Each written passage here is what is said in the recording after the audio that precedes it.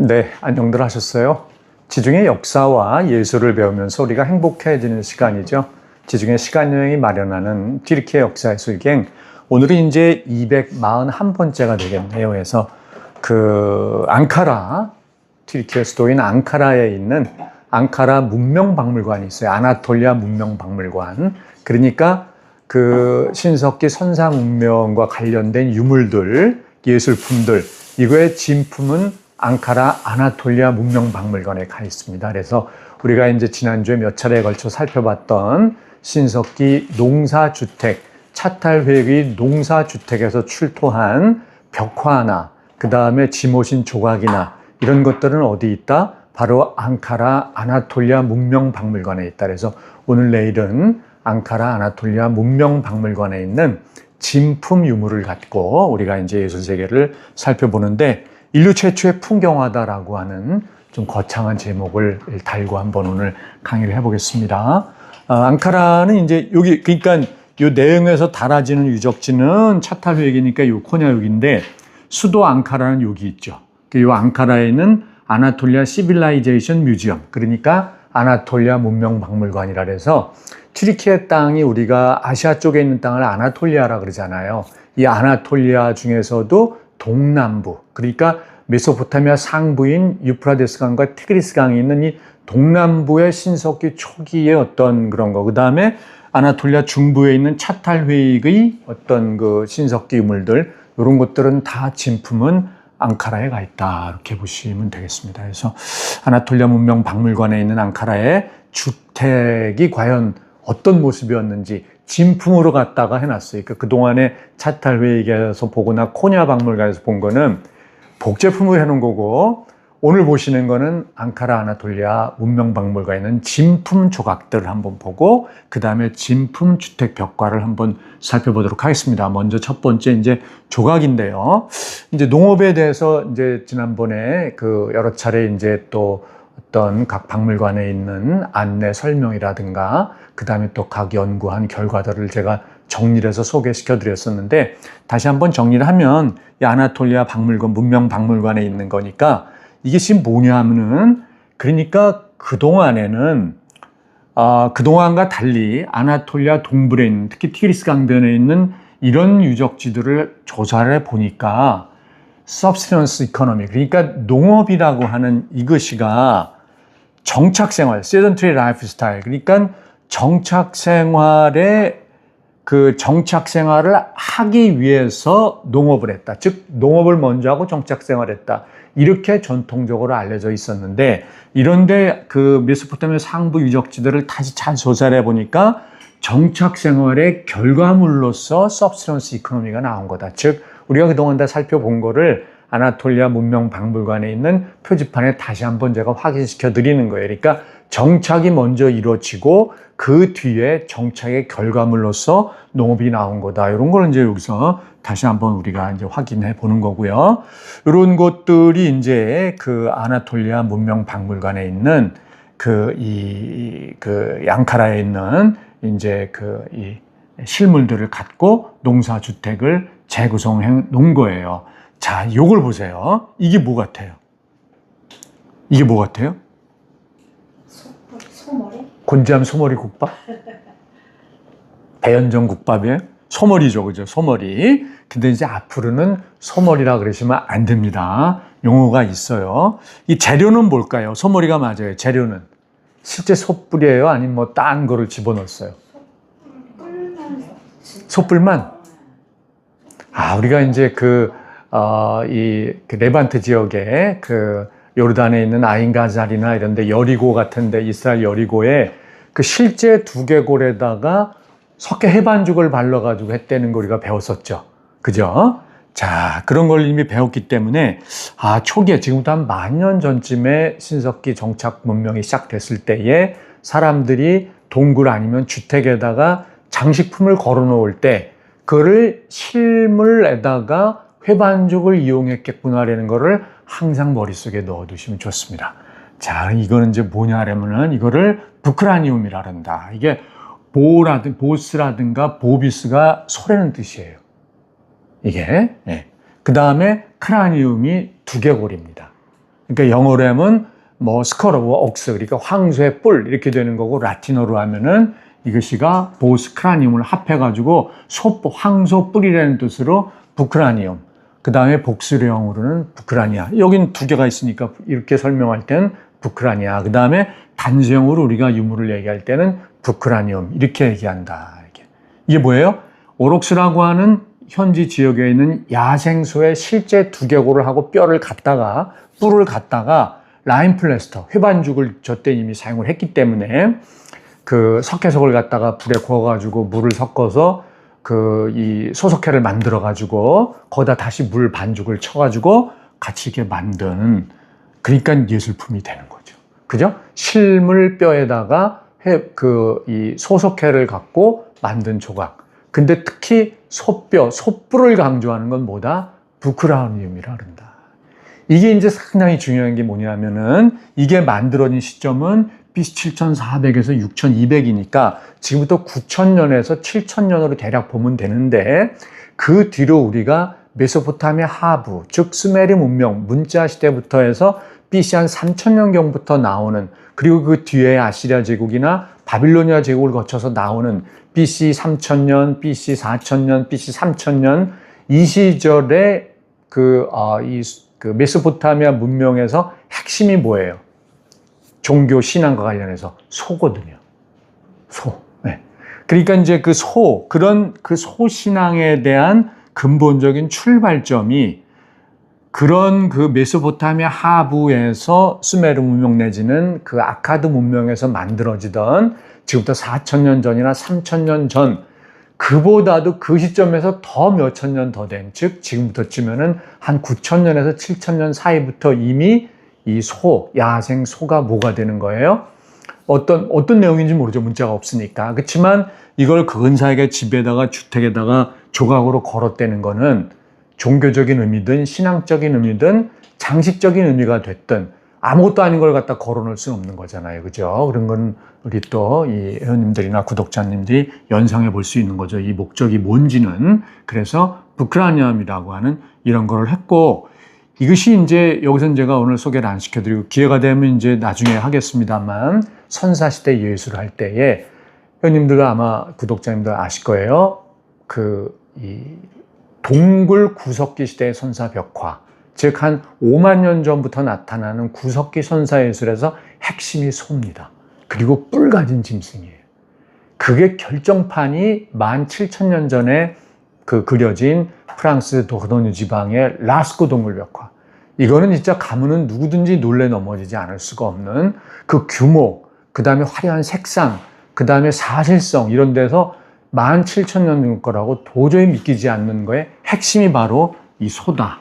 그렇게 해서 구석기 시대부터 신석기 시대까지 이 소라고 하는 것이 우리가 연상할 수 있죠. 가장 중요한 먹을 거예요. 소고기 얼마나 많습니까? 먹을 게. 그러니까 인간의 삶을 영속시켜주는 가장 중요한 먹이이자, 그 다음에 소뿔, 힘이 얼마나 셉니까? 소가. 그러니까 야생의 힘의 원조. 그러니까 실제 삶의 어떤 음식으로서, 그리고 뭔가 힘을 상징하는 종교적인 상징으로서 써먹기가 이거보다 더 좋은 건 없는 거기 때문에 선사시대부터 그 삶에서 소가 굉장히 중요할 수밖에 없는 거죠. 자, 주택 내부를 보면은 이걸 이렇게 걸어 놓은 거예요. 3개를 걸어 놨어요. 저까지 치면 4개가 있네. 예? 그러니까 뭐예요? 실물 뼈에다가 회반죽을 붙여서 만들기도 하고, 회반죽을 이용해서 만든 조각도 있고, 요거는 회반죽을 이용한 부조 붙였고, 요거는 실물 뼈에다가 회반죽을 넣어가지고 만든 요런 진품들을 앙카라 아나톨리아 문명 박물관에서 우리가 볼 수가 있고, 자, 그걸 좀 더 확대해서 보면 뭐 이런 농사 얘기 많이 했으니까, 자, 저런 장식이 있고, 요걸 좀 더 확대해요. 확대해서 보면은, 확대가 무덤이 있죠. 무덤 다 살펴봤죠. 한 번 더 확대를 해보겠습니다. 한 번 더 확대를 했더니 이쪽에 뭐가 있어요? 이게 주택을 그대로 복원해 놓은 거예요. 실제로 이렇게 엎어져 있는 그거를 이제 그대로 다 붙여가지고 이렇게 다시 복원한 거죠. 벽에 뭐가 있었던 거예요? 조각품만 놓은 게 아니라 뭐예요? 벽화를 그려놨던 거예요. 벽화를. 네. 그러니까 주택이라고 하는 것이 요즘만 주택 내부에 어떤 집주인의 멋진 운동 포즈라든가 아니면 유명 명승지의 사진이라든가 아니면 또 그런 사진 예술 말고 그림으로 직접 했던 회화예술이라든가 그림이라든가 이런 거를 장식하고 그 다음에 조각품도 갖다 놓고 그러잖아요. 그러니까 그 어떤 장식하는 어떤 그 회화 그림이나 조각의 품질 차이, 퀄리티 차이는 있을지언정 그 집 사는 집 내부에 농사주택 내부에 회화와 조각으로 장식한다고 하는 그 개념은 9,000년 전이나 지금이나 똑같은 거죠. 이게 의미가 있는 건 왜 그러냐면 구석기 동굴에도 그림은 있는데 주택이라고 하는 신석기 시대로 넘어온 개념에서 벽화가 나온 건 이 차탈회획이 최초가 되는 겁니다. 네. 완전 바뀌었잖아요. 동굴이 아닌 주택을 만들어 놓고 그 주택에다가 벽화를 집어넣었던 이걸 이제 우리가 진품으로서 그동안에 그 코냐 고고학박물관이나 차탈여행 전시관에서 본 거는 복제품이고 이건 진품입니다. 그래서 진품에 이런 어떤 사람들 엄청 많이 있죠. 많이 있죠. 이걸 더 확대해서 볼까? 아니 꼬리를 갈라지게 한 것도 표현을 해놔요. 요거 이제 흘려서 그렇게 할 수도 있고 아니면은 실제 꼬리가 뒷부분은 갈기처럼 갈라지잖아요. 그러니까 요걸 더 확대, 이게 더 치면 확대가 돼야 되는데, 그지? 요렇게. 하나하나 다. 굉장히 표현이, 그런 구체적인 표현까지도 우리가 따져 들어가려면 미술사고보다 아닌데 너무 적어대니까. 근데 그런 이왕 말씀이 나오신 김에 그걸 하면요. 라스코나 아니면 제일 오래된 제가 작년에 인도네시아 술라웨시 섬에 가서 본 52,000년 전 그림이나 그 하나하나를 확대해가지고 들어가서 보면요. 그 관찰력이나 표현 묘사력이 놀라울 정도입니다. 그 사실성에 있어서. 그것도 거기 인도네시아 술라웨시의 52,000년 전의 그림 속의 그 동물이 우리 지역엔 없고 지금도 술라웨시에서 살고 있는 야생 짐승이에요. 그거를 잘 관찰해가지고 여기 지금 말씀하신 것처럼 꼴이 이렇게 되듯 섬세하게 묘사해 놓은 그런 모습을 볼 수 있고 요거 하나하나 인체의 특징이나 이런 건 또 뒤에 다시 우리가 살펴보도록 하겠습니다. 이거 원래 크기다가 됐죠. 그죠? 네. 이렇게 해서 이제 특징적인 건 뭐냐면은 실제 이렇게 큰 소가 있어요? 실제 사람보다 이렇게 큰 소가 있어요?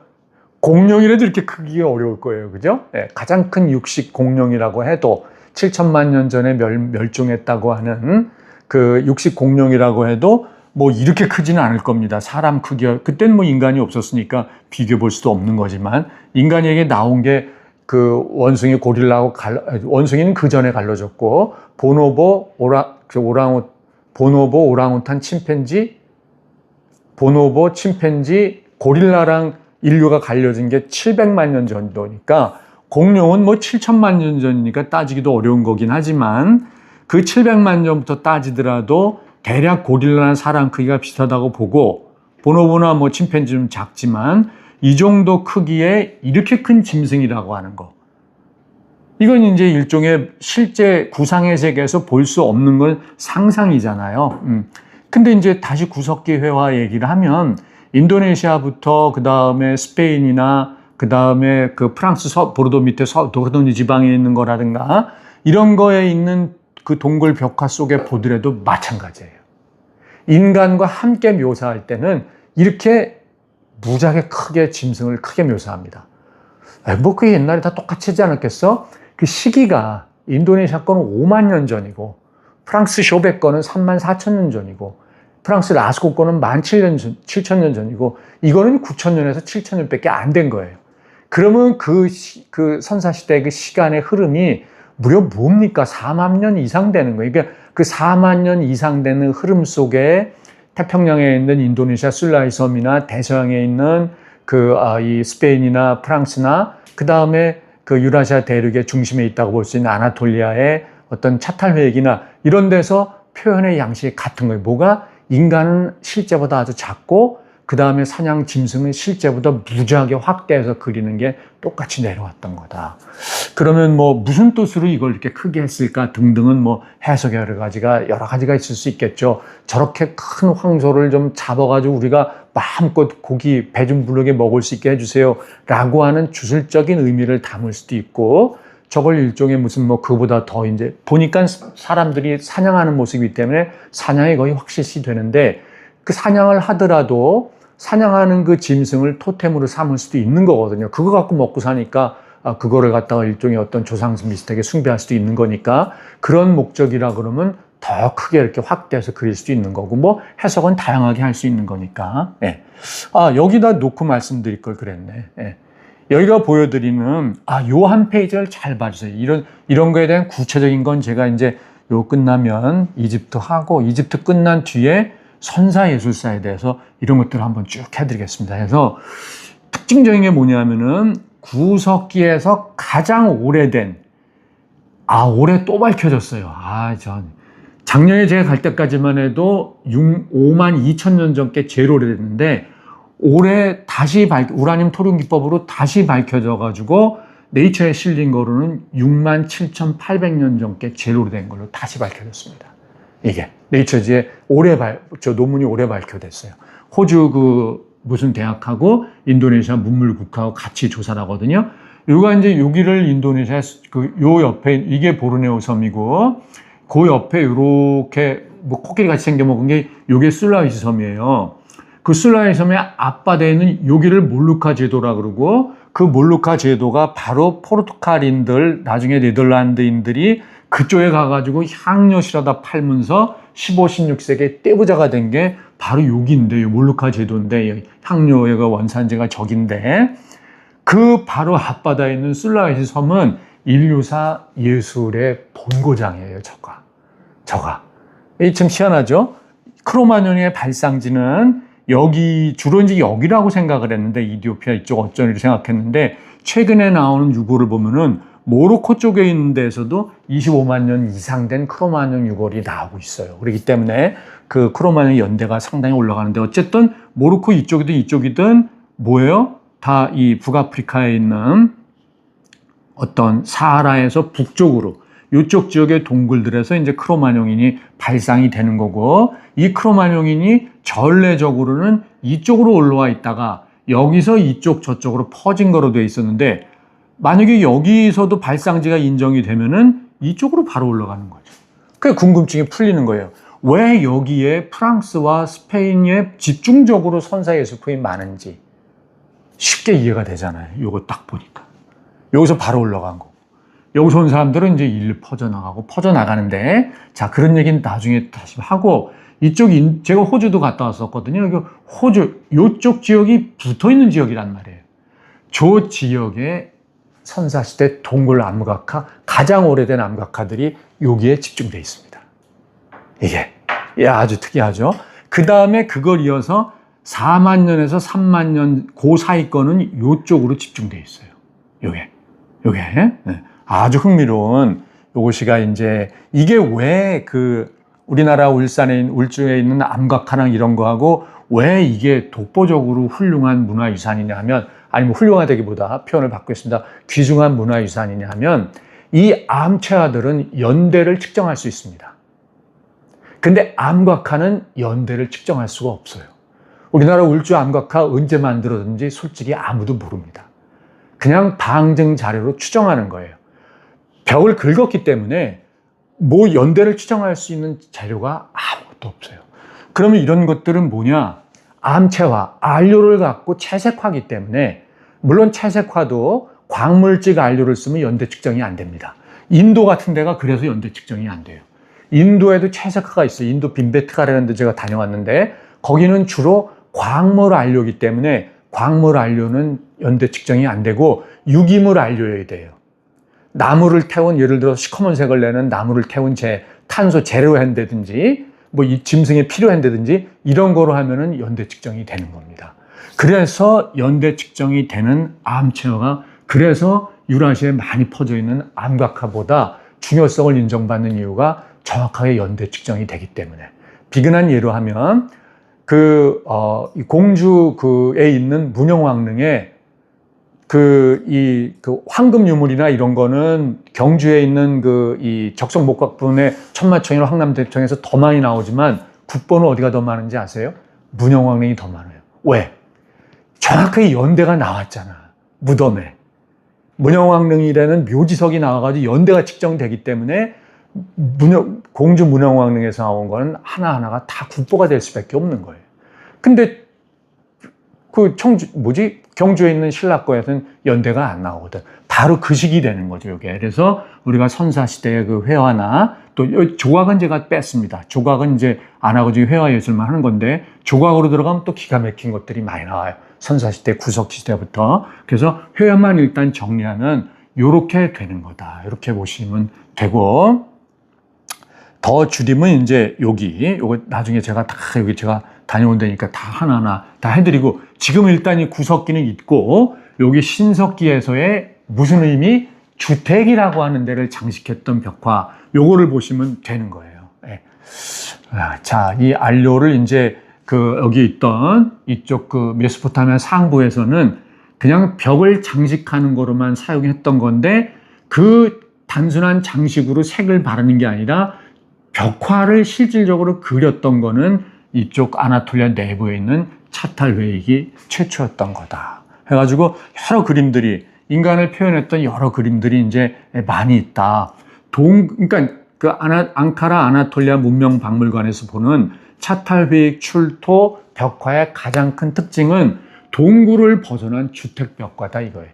동굴 벽화는 많아요. 저거보다 몇만 년 더 된 거. 그치만 주택이라고 하는 인공적인 시설물을 지어놓고 그것도 사람이 사는 공간에다가 내부 인테리어 개념으로 해놓은 거, 그거는 이게 가장 중요하다 이렇게 보시고, 자, 그 다음에 이제 주택벽화다 뭐 많이 나오죠. 사슴도 나오고 뭐 소 나오고 말 나오고 많이 있어요. 이게 다 차탈리에게서 가져간 진품들이에요. 그래서 이런 특징이 이제 주택벽화다. 이게 잘 안 보이네. 뭐 이게 사람도 많고 좀 많이 있다 이렇게 보시고, 그 다음에 이제 특징적인 하나가 여기에 이제 남성을 보세요. 여기 무지하게 크죠. 이거 사슴 뿔하고, 사슴이 뭐 엘크가 안 많거든 사람보다 이렇게 클 수가 있습니까? 그래서 사슴을 이렇게 크게 해놓고 그 뒤에 있는 이 남자를 보세요. 이 남자 지금 어떻게 돼 있어요? 꼬리를 잡고 있잖아요. 그러면 두 다리로 다 뛰고 있는데 다리 밑으로 뭐가 나왔어요? 우리가 지난번에 살펴봤던 그리스 로마 신화에서 나오는 프리아포스, 남성 상징이 이렇게 된 프리아포스 봤죠? 그리고 게베클리테페나 이런 데서 봤던 그 남성 상징을 크게 한 그런 조각들 보고 그랬잖아요. 그런 연장성산에서 이게 커다랗게 이렇게 묘사가 된, 이 사람은 수염도 이렇게 많이 길렀죠. 뭔가가. 그러니까 이게 수염을 기르고 남성 상징을 길게 했다는 거는 실제 이런 이 모조품을 차고 이렇게 할 수도 있는 거고, 왜냐하면 사냥이라고 하는 것은 어떤 거대 하나의 종족이나 부족이 먹고 살기 위한 중요한 행사기 때문에 목숨 내놓고 하는 행사란 말이에요. 그게 잘 이루어지려는 의미에서 뭔가의 어떤 대표격인 사람이 가서 꼬리를 잡고 뭐 하고 그럴 때에 이렇게 가면 같은 거를, 제가 코 볼 때 가면 쓴 게 아닌가 싶기도 하고, 이거 보세요. 그 다음에 여기 이렇게 하고, 이런 거. 이게 뭐냐 하면, 우리가 이제 설렁탕 집에 가 설렁탕 한 그릇 먹는다 그랬는데, 그게 원래 설렁탕의 이름이 어디서 나온 거라 그랬죠? 선농단. 앞서서 농사를 짓고 제사를 지내는 단이다 그래서 선농단. 선농단이 어디 있어요? 왕십리. 그럼 봄철이 되면 임금이 친히 가서 먼저 문예일 행사를 한단 말이에요. 도성에서 떨어져, 도선 동대문 밖에 있는 십리거리, 왕복 십리거리에는 왕십리에다가 농사 친히 짓는 걸 만들어 놓고 그날 가서 왕이 직접 시험한단 말이에요. 왕이 직접 사냥이고, 그죠? 가설입니다. 그러면 이제 그날 백성들에게 배불리 먹여줘야 될 거 아니에요. 그래서 소 한 마리 잡아가지고 큰 데다 끓여가지고 한 그릇씩 나눠주고, 그게 이제 설렁탕이 된 거고. 그 다음에 왕비는 뭐예요? 여자는 안 해나요? 왕비는 선잠단. 잠이 뭐예요? 누에치기. 왕비가 먼저, 왕이 선농단에 가가지고 농사질 때 왕비는 선잠단에 가서 누에치기 시범을 먼저 합니다. 봄에. 그게 어디 있어요? 성북동. 성북동에 간 선잠단이 그쪽에 있어요. 그래서 선농단, 거기는 설렁탕을 안 끓였나 봐. 그 선잠단에서는. 아무튼 그래서 요런 거는 뭔가의 어떤 그 제사장이라든가 아니면 어떤 정치적인 어떤 지배자라든가 그 부족, 적어도 그 어떤 시족의 뭐 시족 단위로 움직였다는 몇십 년 단위로 움직였다고 치고 그 시족의 책임자라든가 대표자 정도일 때 이런 상징을 했을 수도 있겠다. 이렇게 우리가 좀 보고 성기 남성을 우리가 또 크게 보면 더 잘 보이죠? 이렇게 해서 이렇게 띄고 이거 봐. 네. 그래서 가면을 쓴 게 아닌가 싶기도 하고, 그죠? 코가 뭐 저렇게 클 일은 없잖아요. 그래서 이 가면을 이렇게 쓰고, 네.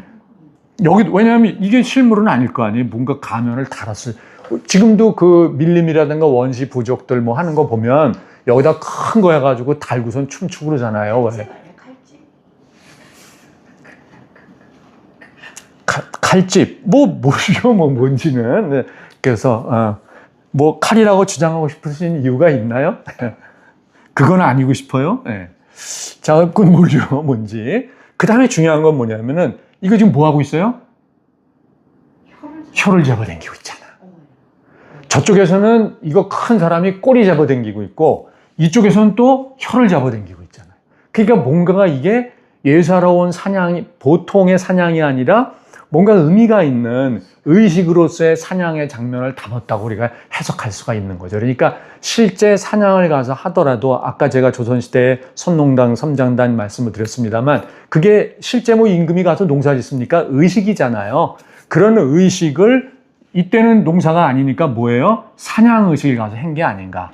아니 실제 무슨 혀를 어떻게 잡아당깁니까? 가서 뭐 이놈이 가만히 있어요. 그래서 혀 잡아당기고 잡아당길 만큼 큰 혀가 있는 것도 아니고 꼬리 잡아당기고, 그죠? 네. 그렇게 해서 이런 걸 갖고 이제 여러 가지 누구든지 다 가설을 세워볼 수 있는 거죠. 잠깐 이런 좀 다수의 공동 사냥을 하면서 혀 잡아당기고 꼬리 잡아당기는 이런 이건 협업이니까 무조건 농사도 다 협업이잖아요. 그래서 지금은 없어졌습니다만 제가 우리 고향에서 장원에서 그 고등학교란다.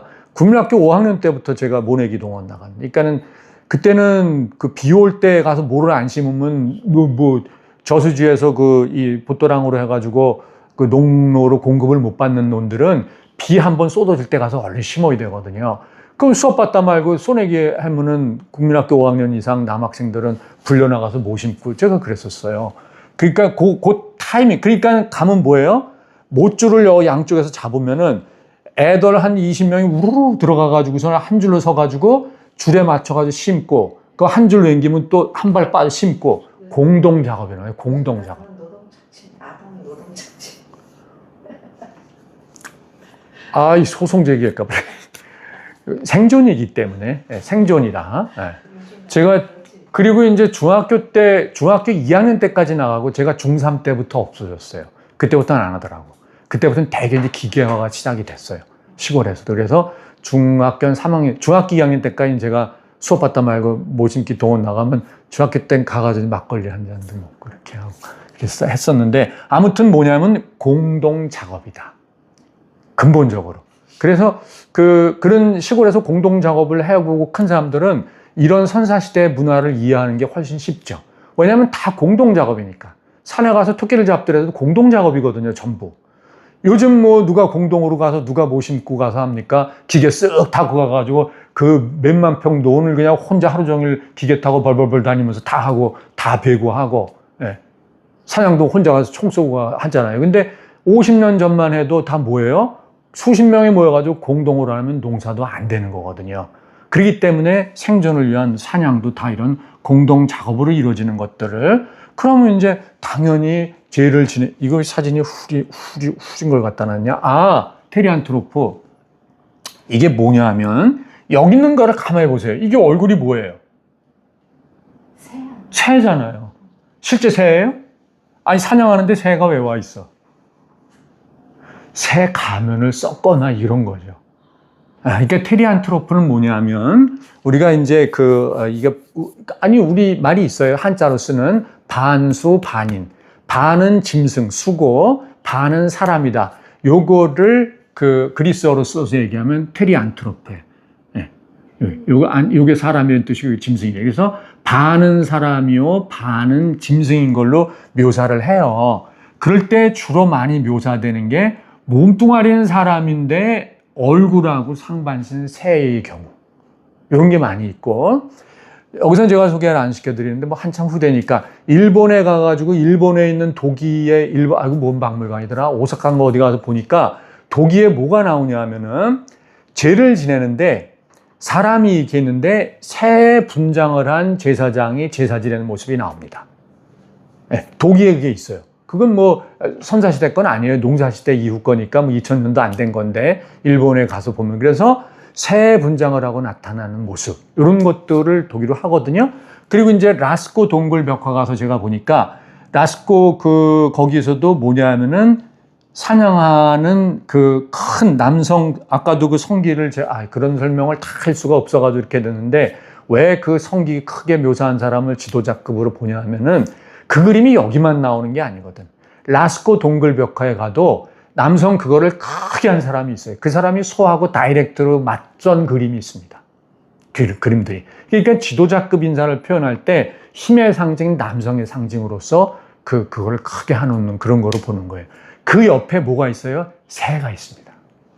라스코 동굴 벽화에 가서 보면.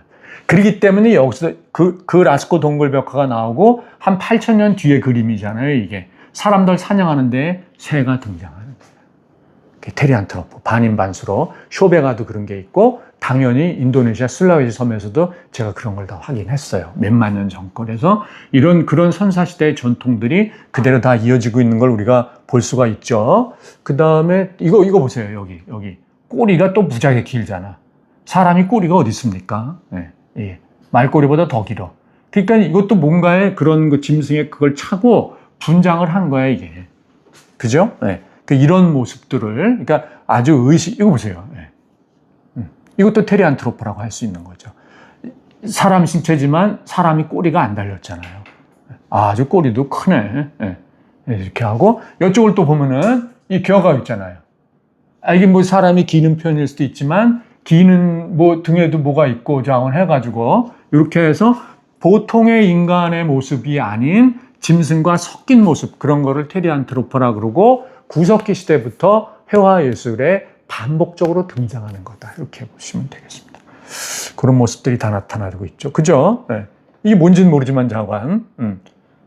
왜 이렇게 기어가냐 이거예요. 사람이 실제 기는 것도 있을 수 있지만 색깔도 다르잖아. 다른 사람들은 흰색인데 정상적인, 이거는 이제 시커멓게 분장을 하고 가는 거기 때문에, 네. 이런 모습들을 우리가 여러 가지가 있는데, 뭐 심리학적으로 또 변신이다, 전에도 한번 말씀드렸었는데, 그런 거 해석하는 것도 뭐 그 해석만 갖고도 계속해서 많이 얘기할 수 있는 거니까 그냥 해석은 또 각자 이렇게 그동안에 강의 참고해서 하시고, 이런 그림 진품들을 우리가 볼 수가 있다. 활 든 모습도 있어요. 예, 활도 들었잖아. 예. 그러니까는 이제 이건 뭐 구석기 시대가 아니라 6,000년, 8,000년 전이니까 충분히 활 같은 거 사용할 수 있고, 표범 부조. 이거는 뭐 그렇다죠, 그죠? 부조 조각을 하고 그 위에 표범문에다 싹. 이거 얼마나 정밀하게 한 겁니까? 그래서 표범 부조도 진품이 아나톨리아 문명박물관에 있다. 이렇게 해가지고 무슨 요즘 보는 어떤 그런 세련된 퀄리티의 어떤 그림 이런 거하고 맞비교할 수는 없습니다만, 중요한 이 개념, 그러니까 이런 것들이 다 뭐다? 주택 장식이었다 이거예요. 근데 그 장식을 뭔가의 의미를 담은 의식 행사했던 거, 이런 거를 갖다 담아놓은 이런 거다. 이렇게 좀 보시고, 이런 건 이제 머리죠. 네. 잘 안 보인다. 예. 표범 부조. 뭐 다 고양이 과니까 표범이나 고양이나 다 큰 틀에서 고양이 과예요. 계문, 광목, 과석종 7개로 할 때 같은 고양이 과니까. 자, 이제 놀라운 그림. 자, 이거 뭐 또 여태도 놀랐는데 또 놀라야 되네. 자, 이 그림을 보세요. 이거를 박물관 측에서 뭐라 그랬냐면은, 거기서도 이제 확신이 안 되겠지. 문자가 없으니까 도시 풍경 혹은 표범 디자인 이렇게 해놨어요.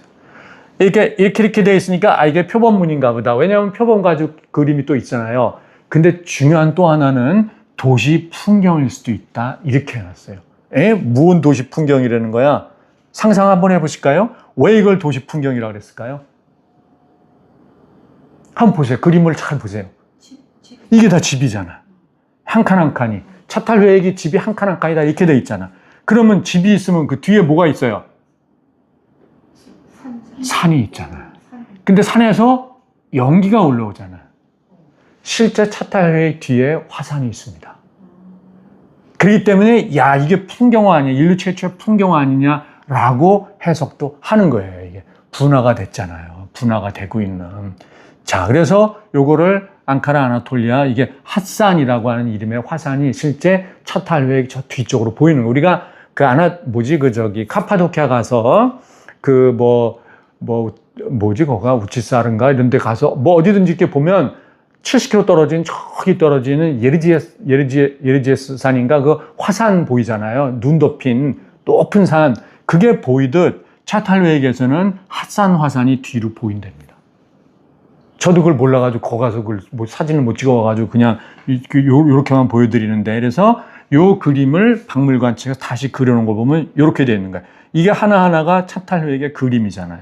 그 뒤로 저 먼 뒷 배경으로다가 산이 이렇게 돼가지고 연기가 솟아오르는 화산을 그렸을 수가 있다라고 아무도 모르죠. 박물관 측에서 그렇게 해석을 하고 제가 봐도 그랬을 것 같아. 제가 그렇게 생각하는 이유, 이게 뭔지 아세요? 여기도 써놨잖아. 베수비오. 폼페이에서 출토된 프레스코입니다. 이거 부원 프레스코, 진짜 프레스코죠. 그래서 이게 디오니소스 신이에요. 디오니소스 신이 몸이 뭐예요? 포도잖아. 확대해서 볼까요? 몸이 포도잖아.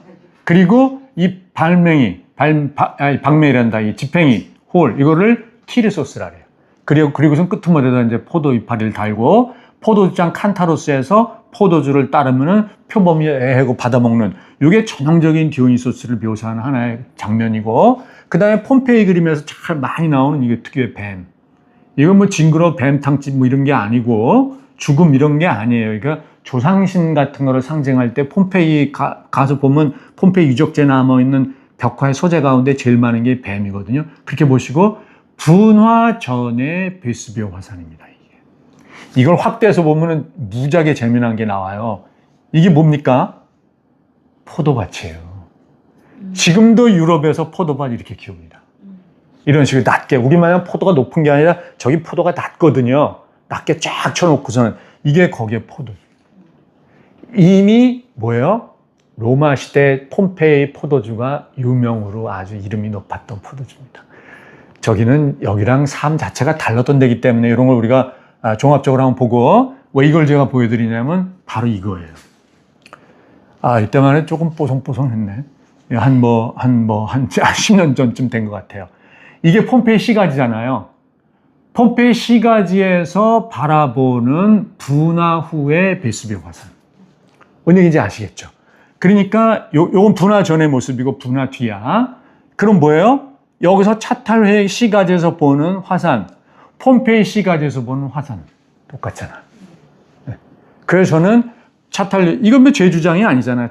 그 박물관 측에서 이것을 풍경화로 볼 수가 있다. 그러면 뒤에 화산이고 차탈회액이다라 그러는데, 제가 폼페이 가서 본 거랑 가가지고 딱 보니까 그 말이 맞지 않겠느냐. 이걸 누가 보고 이게 달리는 표범으로 볼 수 있나요? 꼬리도 없는데 이거 표범 거기는 조심스럽게 해야 되니까 표범 가지고 아니면 도시 풍경화라고 했지만, 제가 볼 땐 누가 이거를 표범으로 보겠습니까? 당연히 차탈회액 주택으로 볼 테고, 여기 주택 다 보여줬잖아요. 이 차탈회액이지 뭐예요, 이거. 이거, 그지? 그 다음에 뒤에 이제 화산하고, 그렇게 해서 인류 최초의 풍경화가 된 게 아닌가, 이렇게 되고, 독수리하고 머리 없는 그 인체 봤었잖아요. 그 여기 진품 사진은 여기 갖다 놓은 거예요.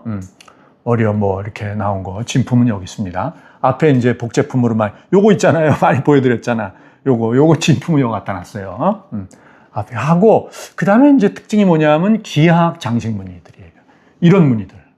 이게 전형적인 그리스 로마 시대 이후에 모자이크라든가 프레스코에서 많이 보는 무늬가 바로 기하학 무늬거든요. 세모, 그 다음에 크로스, 그 다음에 독일 나치에 썼던 나치 문양 같은 거, 그거, 스와스티카, 그 다음에 공류 흐르는 거, 이런 미엔더 무늬, 이런 것들이 많이 있는데, 그 무늬가 이미 차탈회익 주택 벽화에서부터 나오는 거고, 그 다음에 스텐실, 요거, 이건 뭐 6만 년 전 제가 눈으로 확인한 6만 년 전 그 선사 동굴 벽화에서부터 나오는 게 스텐실이고, 아까 설명드렸다시피 올해 6만 7천 년 전께 또 밝혀져야 네이처지에 실렸는데, 거기서도 뭐예요? 스텐실. 손바닥. 손바닥. 요거 앞서 복제폰으로 봤었죠. 진품은 여기 갖다 놓은 거예요. 그 다음에 기하학문이 알료 집어넣어가지고 이렇게 이제 만든 게 있는 거죠. 그래서 차탈회익이라고 하는 것이 이제 의미가 동굴을 벗어난 주택 장식 벽화라고 하는 거, 이게 의미가 있는 거예요. 주택에다가 이런 그림을 그려놨다. 이거보다 앞선 그림 많이 있지만 BC 6천년 전이고, 이게 이제 전형적인 프레스코, 세코 기법이다. 이렇게 이제 보시면 되겠습니다.